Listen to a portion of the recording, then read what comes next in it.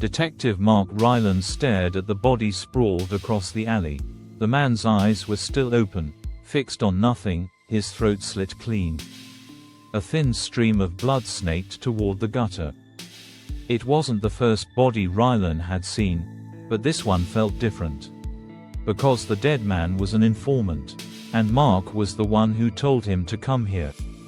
Hours earlier, the victim, Eli Grant, had called Ryland in a panic. "I have something big, detective. You need to meet me tonight." Ryland hesitated. Grant wasn't reliable, but he had his uses. "Where?" "Kingston Alley, midnight. Come alone." Now, Grant was dead. Ryland scanned the alley. No cameras, no witnesses, except for the note crumpled in Grant's hand. One word, written in shaky ink: "Run." Back at the station, Ryland's gut twisted. Grant was small-time. Drugs, petty theft. But he'd hinted at something bigger, something about dirty cops. Ryland wasn't ready to believe it, until he saw the case file was missing. Grant's file, gone. "Where's Grant's file?" Ryland asked. His partner, Detective Lisa Monroe, frowned. "What file?" "The one I logged yesterday. On Eli Grant." Lisa shook her head. "There's nothing here." That wasn't possible, unless someone erased it. That night, Ryland's phone buzzed. No caller ID, a voice, distorted. "You're next." Click. Ryland didn't sleep. By morning, he started digging. Grant had mentioned a warehouse on the docks. It was abandoned, supposedly. But when Ryland checked city records, the property was still active. Owned by a shell corporation. One linked to retired detective Paul Mercer. Mercer, a legend in the department. Decorated. Retired early. Clean record. But Ryland had heard whispers, unfinished cases, missing evidence. Mercer had been Grant's handler years ago. If anyone wanted Grant dead, it could be him. Ryland found Mercer's house in the suburbs. Looked empty, but the mailbox overflowed. Ryland checked the perimeter. Basement window cracked open. Inside, dust coated everything. Except the desk. There, files were stacked neatly.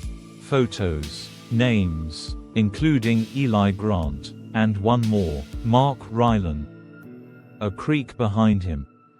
Ryland spun, gun raised. Mercer stood in the doorway, holding a glass of whiskey. "You shouldn't be here, kid." "I could say the same."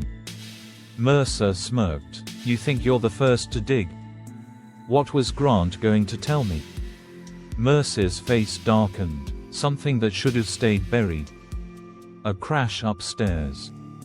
Someone else was here. Mercer's expression shifted. "They're here for both of us now." "Who?" Mercer didn't answer. Instead, he bolted for the back exit. Ryland gave chase, but Mercer was gone.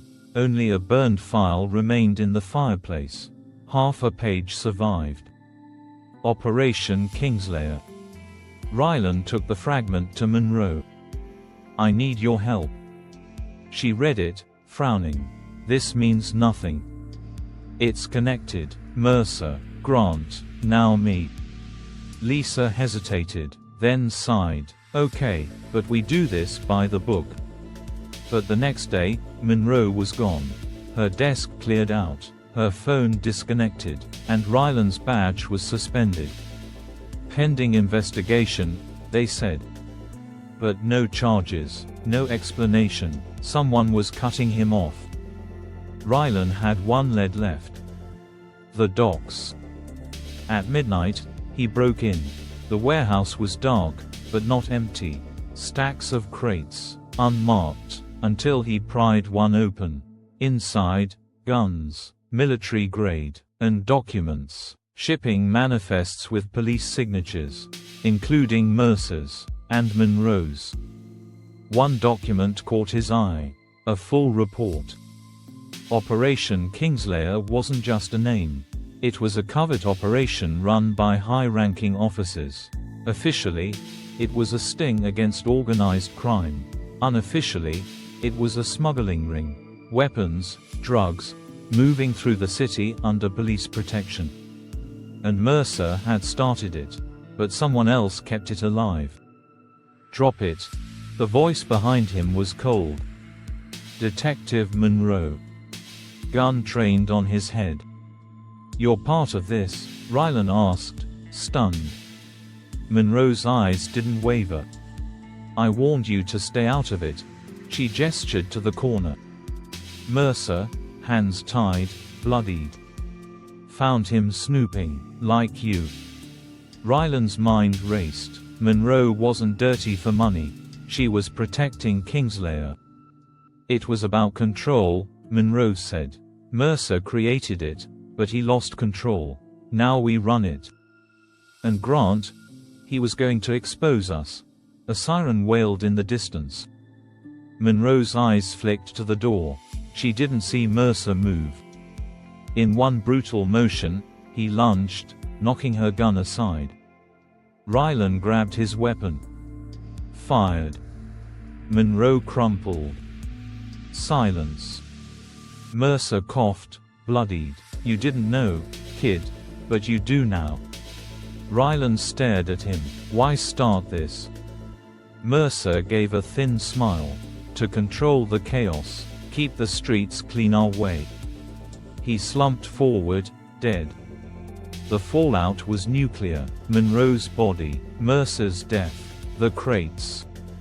Evidence piled up. Internal affairs moved in. Corrupt offices were exposed, but many walked free. Not enough evidence. Too many connections. Months later, Rylan sat alone in his office. His badge was reinstated, but the department was still fractured. A package waited on his desk. No return address. Inside, a single photo. A picture of Rylan taken last night. On the back, a message: "You didn't kill us all."